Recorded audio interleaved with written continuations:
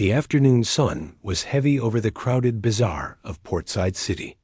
The air smelled of spice dust and engine coolant. Humans and a dozen other species moved through the tight aisles, their voices a constant, buzzing hum. Near a stall selling recycled thruster parts, a small crowd had gathered. Their focus was a single figure, a girl. Crouched against a dented wall dot, she was from a species new to the galactic community, the Vel. Her skin was a delicate, opalescent gray, and her large, dark eyes held no visible pupil. She wore a simple tunic, now stained with market grime. Her long, thin fingers were pressed against the wall behind her, as if trying to melt into the metal. A young man, his face flushed with a cruel kind of excitement, hefted a piece of rough pumice stone in his hand. "Freak," he spat. "Think you're better than us with those weird eyes?" He threw the stone. It struck her shoulder with a dull thud. She flinched, a low, clicking sound escaping her throat.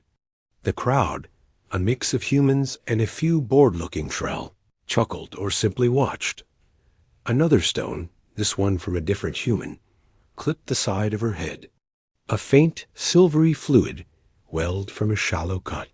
She closed her eyes.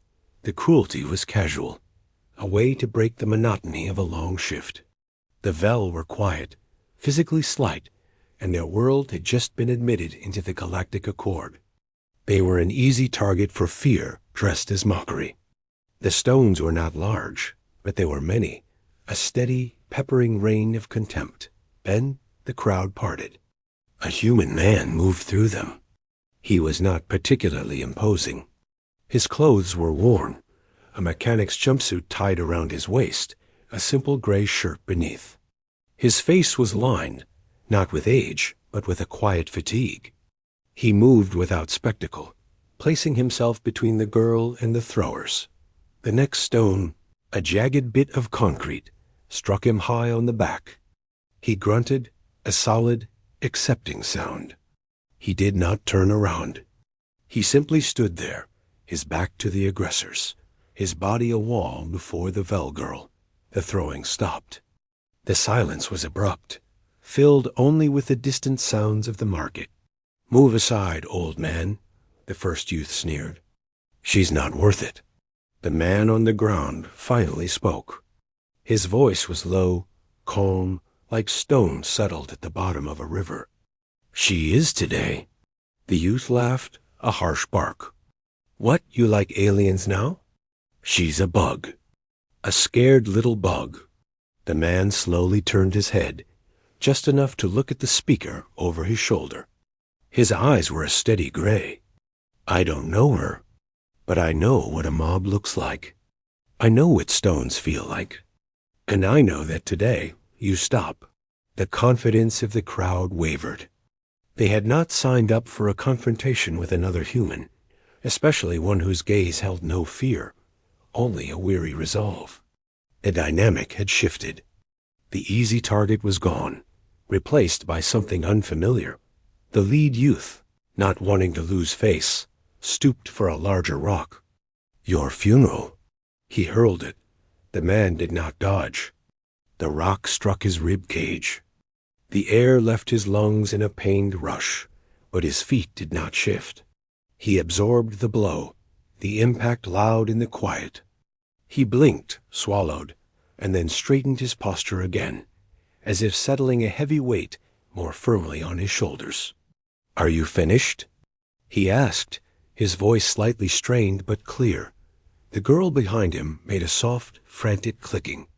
One of her hands touched the back of his leg, a gesture of warning, of concern. He gave a slight, almost imperceptible shake of his head. A portside peace officer, a stout human woman, finally pushed through the ring of onlookers. Her hand rested on her stunner. "Break it up. What's going on here?" The young man pointed, his bravado returning with authority present. "He started it. Protecting that thing." The officer looked at the mechanic, at the Vel girl peering from behind him, at the scattered stones on the ground. Her eyes were not new. She saw the silvery trace on the girl's temple, the fresh dust on the man's back where the concrete had struck. "Is that so?" she said, her tone flat. The mechanic finally turned fully, moving with deliberate care. He faced the officer, keeping himself between her and the girl. "No," he said simply. "They were throwing stones at her. I stood in the way." "Why?" the officer asked, not challengingly, but as a genuine question for her report. He was silent for a long moment. The entire market stall seemed to be holding its breath. "Because someone had to," he said finally. "And I was there." The officer studied him, then the sullen group of youths. She nodded to the mechanic. "You and the Vel, come with me. The rest of you, disperse." "No." Her tone brooked no argument. The crowd, their entertainment truly over, began to drift away, the youths melting into the flow with scowls and backward glances dot in the small, sterile office at the edge of the bazaar. The officer took statements. The girl, who gave her name as Tron, spoke through a small translator device. Her account was brief, factual, her clicks and whistles translated into soft, precise galactic common. She confirmed the mechanic's story. The man gave his name as Eli. He was a freelance mechanic for deep space haulers. He had been buying coil spacers. He had seen the gathering, heard the laughter, seen the stones. He had acted. "Your actions prevented probable serious injury," the officer said, closing her datapad.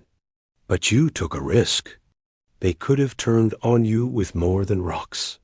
Eli nodded. "They could have." Tron looked up at him, her large, dark eyes wide. "Why did you do this? You were not in danger.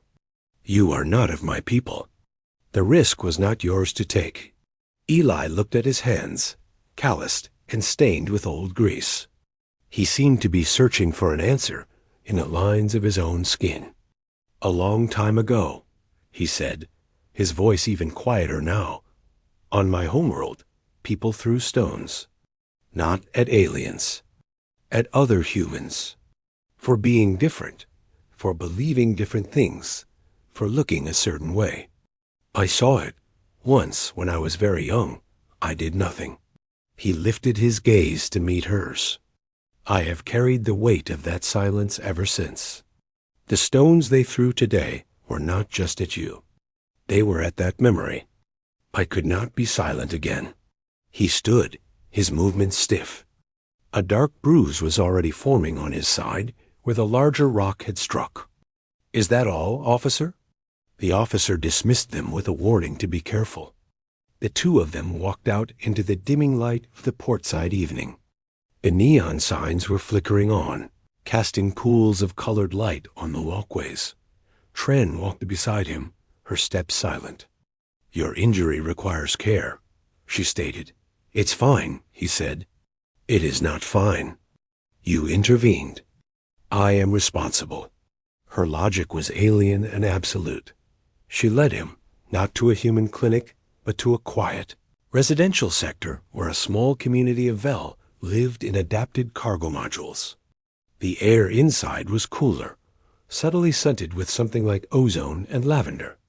Other Vel watched with cautious, large eyes, but Tron clicked softly to them, and they retreated, offering space. In her small, sparse dwelling, she produced a device from a case. It hummed softly. "This will accelerate healing.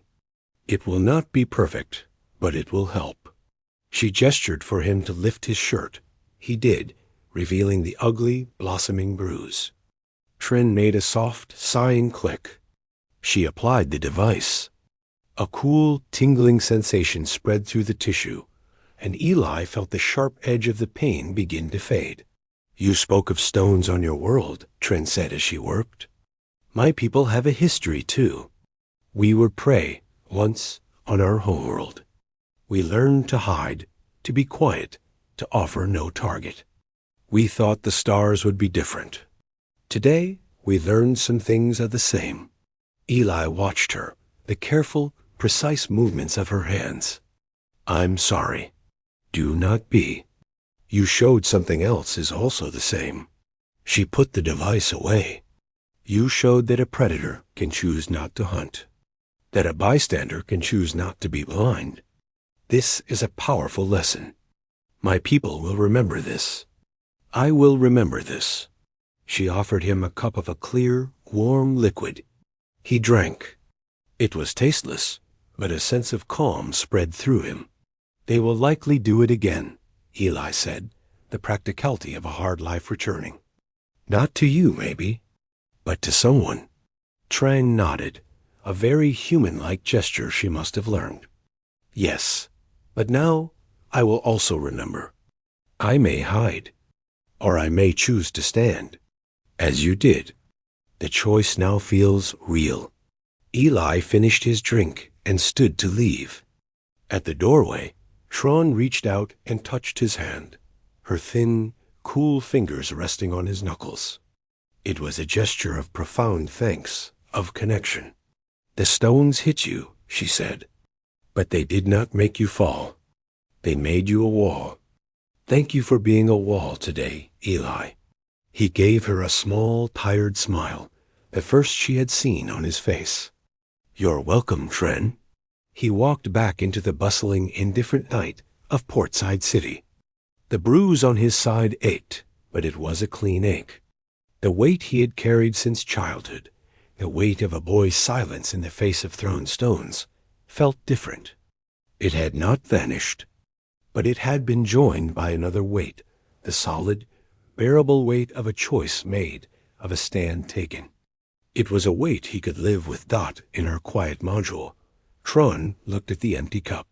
She replayed the memory. The human's back, steady before her, accepting the blow meant for her.